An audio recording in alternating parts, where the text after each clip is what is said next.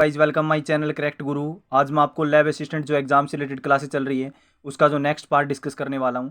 और ये जो क्लास है वो एसएससी एग्जाम और अदर एग्जाम के लिए भी हेल्पफुल क्लास है। तो साइंस के मोस्ट इंपोर्टेंट क्वेश्चन डिस्कस करेंगे। पहला क्वेश्चन देखते हैं, सूर्य किरणों द्वारा चिकित्सा विज्ञान की किस शाखा के अंतर्गत आती है। जो सूर्य किरणें होती है उनके द्वारा चिकित्सा विज्ञान की किस शाखा के अंतर्गत आती है। जो सूर्य किरणें होती है, सनलाइट होती है, सूर्य की किरणें होती है, उनसे रिलेटेड जो चिकित्सा होती है वो विज्ञान की कौन सी शाखा के अंतर्गत आती है, उस शाखा का नाम क्या है। उस ब्रांच का नाम है हेलियोथेरेपी। उस ब्रांच का नाम क्या होगा, हेलियोथेरेपी। विज्ञान की वह शाखा है जिसमें सूर्य किरणों द्वारा चिकित्सा की जाती है। आपको पहला क्वेश्चन समझ में आया होगा। जो भी क्वेश्चन है वो करेक्ट गुरु चैनल पे बताए जा रहे हैं। और इस क्लास की जो पीडीएफ है वो टेलीग्राम चैनल पे मिलेगी। टेलीग्राम चैनल का लिंक है वो डिस्क्रिप्शन में दे दिया गया है। नेक्स्ट क्वेश्चन की तरफ बढ़ते हैं। विद्युत चुंबकीय विकिरण के रूप में ऊर्जा की न्यूनतम मात्रा का उत्सर्जन होता है, उसे क्या कहते हैं। विद्युत चुंबकीय विकिरण के रूप में ऊर्जा की न्यूनतम मात्रा का उत्सर्जन होता है, उसे क्या कहते हैं। उसे कहते हैं विकिरण, जालक, एंथैल्पी, प्रकाश विद्युत प्रभाव या क्वांटम। राइट आंसर आपको बताना है। राइट आंसर आपको पता चल गया।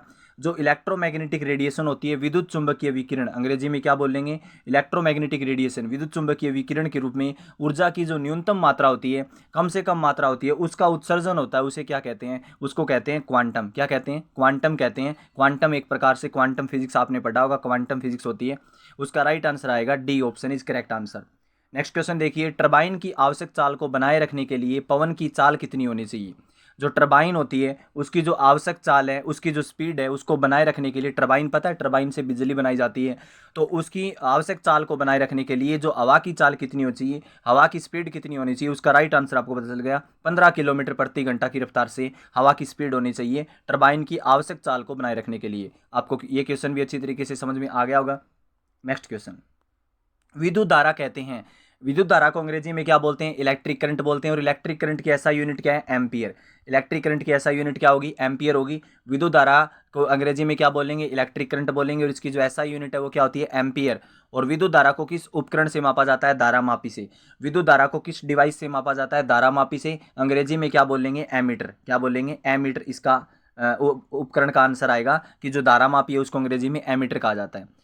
इस क्वेश्चन को आपको बताना है, विद्युत धारा कहते हैं। विद्युत धारा किसको कहते हैं, राइट आंसर क्या आएगा, विद्युत आवेश के प्रवाह की दर को। जो विद्युत आवेश के प्रवाह की दर को क्या कहते हैं, विद्युत धारा कहते हैं। जो इलेक्ट्रिक चार्ज होता है, जो विद्युत आवेश होता है, आवेश क्या होता है अंग्रेजी में, चार्ज होता है, उसके जो प्रवाह की दर है, जो उसकी रेट है, उसको क्या बोलेंगे, विद्युत धारा कहते हैं। ध्यान से सुनिए, इसका फॉर्मूला क्या बनेगा। विद्युत धारा को किससे डिनोट करते हैं, आई से। किससे डिनोट करते हैं, आई से। और इसका फॉर्मूला होता है क्याऊ अपॉन टी। इसका फॉर्मूला क्या होता है, क्याऊ अपॉन टी। तो क्याऊ क्या होता है, क्याऊ होता है चार्ज। क्याऊ क्या होता है, चार्ज होता है। और टी क्या होता है, टाइम होता है। टी क्या होता है, टाइम होता है। तो विद्युत धारा का फॉर्मूला क्या हो गया, जितने समय के अंदर जितना चार्ज फ्लो होगा उसको क्या कहा जाता है, विद्युत धारा कहा जाता है। क्वेश्चन आपको समझ में आ गया। नेक्स्ट क्वेश्चन, सूर्य का प्रकाश 7 वर्णों से मिलकर बना है, यह विचार किस वैज्ञानिक के दिमाग में आया था। सूर्य का प्रकाश है वो 7 वर्णों से मिलकर बना है। कितने रंगों से मिलकर बना है, 7 रंगों से मिलकर बना है। वो 7 रंग कौन कौन से हैं, विबग्योर, VIBGYOR क्या होगा, विबग्योर होगा। वो 7 रंग होंगे। वी का मतलब वायोलेट, आई का मतलब इंडिगो, बी का मतलब ब्लू, ग्रीन, येलो, ऑरेंज और रेड। 7 रंग हो गए। अब आपको मैं बता देता हूँ, जो प्रकाश का जो 7 वर्ण है उसको क्या बोलेंगे, वर्ण विक्षेपण। क्या कहा जाएगा, प्रकाश का वर्ण विक्षेपण। अंग्रेजी में क्या बोलेंगे, डिस्पर्सन ऑफ लाइट। क्या कहा जाएगा, डिस्पर्सन ऑफ लाइट कहा जाएगा अंग्रेजी में। प्रकाश का वर्ण विक्षेपण, जिसमें क्या होता है, प्रिज्म होती है, उस प्रिज्म में से क्या होती है, कोई भी सूर्य की किरण गुजरेगी तो वह 7 रंगों में विभाजित हो जाएगी। किस में विभाजित हो जाएगी, 7 रंगों में विभाजित हो जाएगी। और वर्ण विक्षेपण का उदाहरण क्या है, डिस्पर्सन ऑफ लाइट का इंद्रधनुष का बनना। उसका एग्जाम्पल क्या है, इंद्रधनुष का बनना। बट ये क्वेश्चन किस तरीके से, ध्यान से सुनो। जो प्रकाश का जो विक्षेपण हुआ था उसमें 7 रंगों से मिलकर बना है, यह बात किस वैज्ञानिक के दिमाग में आई थी। उस वैज्ञानिक का नाम है आइजक न्यूटन। उन वैज्ञानिक का नाम क्या है, आइजक न्यूटन के दिमाग में यह विचार आया था कि प्रकाश का जो वर्ण विक्षेपण है वो 7 रंगों से मिलकर बना है। तो यह जो विचार आया था वो आइजक न्यूटन के मन में आया था। और साथ में काम कौन कर रहा था, एक वैज्ञानिक और था, वो था डाल्टन। कौन वैज्ञानिक थे, डाल्टन वैज्ञानिक और न्यूटन वैज्ञानिक, दोनों इस पे काम कर रहे थे। लेकिन 7 रंगों का जो विचार आया था, 7 रंग होते हैं, उनका जो विचार किसके दिमाग में आया था, न्यूटन के दिमाग में आया था। अब आपको ये क्वेश्चन समझ में आ गया होगा। जो भी क्वेश्चन है वो करेक्ट गुरु चैनल पे बताए जा रहे हैं। और ये जो क्लास है वो लैबोरेटरी असिस्टेंट एग्जाम के साथ अदर एग्जाम के लिए भी हेल्पफुल क्लासेज हैं। और इसके जो 10 पार्ट है वो चैनल पे आ चुके हैं, प्ले लिस्ट बना दिया गया है। अब मैं आपको बता देता हूँ, अगर आपको ये क्लास अच्छी लग रही है तो चैनल को सब्सक्राइब, शेयर, लाइक जरूर करें।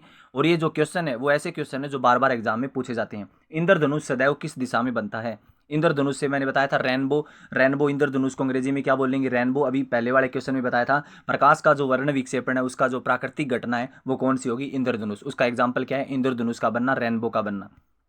ध्यान से सुनिए, जब प्रिज्म में से कोई 7 रंग निकलेंगे तो ऊपर वाले ऊपर ही ऊपर कौन सा कलर होगा, आर कलर होगा। आर का मतलब रेड होगा और नीचे कौन सा होगा, वी, वायलेट मतलब बैंगनी होगा। तो सबसे ज्यादा कोण पे कौन सा रंग मुड़ता है, प्रिज्म में जब कोई लाइट गुजरती है तो सबसे ज्यादा एंगल पे कौन सा कोण मुड़ेगा, बैंगनी। कौन सा मुड़ेगा, बैंगनी सबसे नीचे होगा और लाल रंग है वो सबसे ऊपर होगा। अब आपको समझ में आ गया होगा सबसे ज्यादा कोण कौन सा बनाता है, लाल रंग बनाता है, और सबसे कम कोण कौन सा बनाता है, बैंगनी बनाता है। क्वेश्चन समझ में आ गया, ध्यान से सुनिए। इंद्रधनुष सदैव किस दिशा में बनता है, तो सूर्य की विपरीत दिशा में। अगर इंद्रधनुष सूर्य की विपरीत दिशा में कैसे बनेगा, अगर सूर्य उत्तर में है, सूर्य अगर उत्तर में है तो इंद्रधनुष किस साइड बनेगा, दक्षिण में। अगर सूर्य पूर्व में है तो कैसे बनेगा, पश्चिम में। अब आपको समझ में आ गया क्वेश्चन, रेनबो हमेशा सूर्य की विपरीत दिशा में बनता है। नेक्स्ट क्वेश्चन देखिए, प्रकाश एक पतली झिल्ली से होकर नेत्र में प्रवेश करता है। प्रकाश है, लाइट है, वो एक पतली झिल्ली से होकर आंखों में से नेत्र में प्रवेश करता है। उस झिल्ली को क्या कहते हैं, उस झिल्ली को कहते हैं कॉर्निया। उस झिल्ली को क्या कहते हैं, कॉर्निया कहते हैं, और हिंदी में बोलते हैं श्वेत मंडल। कॉर्निया को हिंदी में क्या कहा जाता है, श्वेत मंडल कहा जाता है। कॉर्निया अंग्रेजी का नाम है और हिंदी में क्या बोलेंगे, श्वेत मंडल बोलेंगे। तो प्रकाश एक पतली झिल्ली से होकर नेत्र में प्रवेश करता है, उसे क्या कहते हैं, उसे कहते हैं कॉर्निया। क्वेश्चन आपको समझ में आ गया होगा। नेक्स्ट क्वेश्चन देखिए, नेक्स्ट क्वेश्चन क्या है, नेत्र गोलक की आकृति लगभग गोलाकार होती है। नेत्र गोलक की आकृति लगभग गोलाकार होती है, इसका राइट आंसर बताना है। इसका व्यास क्या होगा, नेत्र गोलक क्या होता है, आई बाल, आंखों का जो पूरा साइज होता है उसको नेत्र गोलक कहते हैं। उसका जो व्यास कितना होगा, उसका व्यास होगा लगभग 2.3 सेंटीमीटर। व्यास को अंग्रेजी में क्या बोलते हैं, डायमीटर कहा जाता है। और व्यास त्रिज्या का त्रिज्या होती है वो व्यास की आधी होती है, और जो व्यास है वो त्रिज्या का दुगना होता है। तो 2.3 सेंटीमीटर क्या होगा, नेत्र गोलक की आकृति होगी लगभग। आंखों का जो पूरा साइज होता है वो कितना होता है, 2.3 सेंटीमीटर। याद रखना, मोस्ट इंपॉर्टेंट क्वेश्चन है। नेक्स्ट क्वेश्चन देखिए, सामान्य ताप व दाब पर किसी गैस के मोल का आयतन क्या होगा। सामान्य ताप और दाब पर, एनटीपी का मतलब होता है नॉर्मल टेम्परेचर प्रेशर, और एनटीपी का मतलब क्या होता है, नॉर्मल टेम्परेचर प्रेशर होता है। पर किसी गैस के एक मोल का आयतन क्या होगा, 22.4 लीटर होगा। गैस के जो मोल का आयतन होगा वो कितना होगा, 22.4 लीटर होगा। याद रखना, बहुत बार एग्जाम में पूछा गया क्वेश्चन है।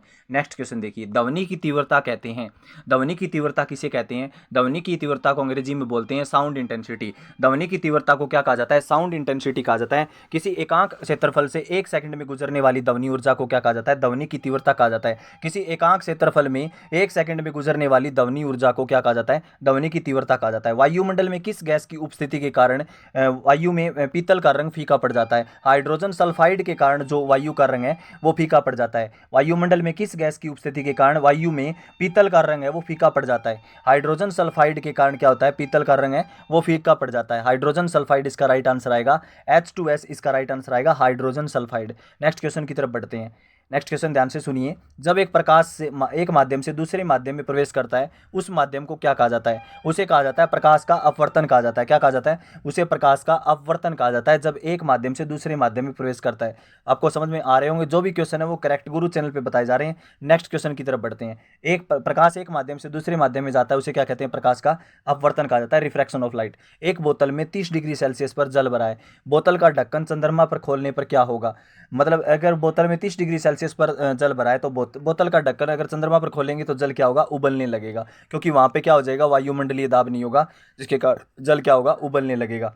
ये थे most important question lab assistant से related. Correct Guru, press the subscribe button for new updates. फिर मिलते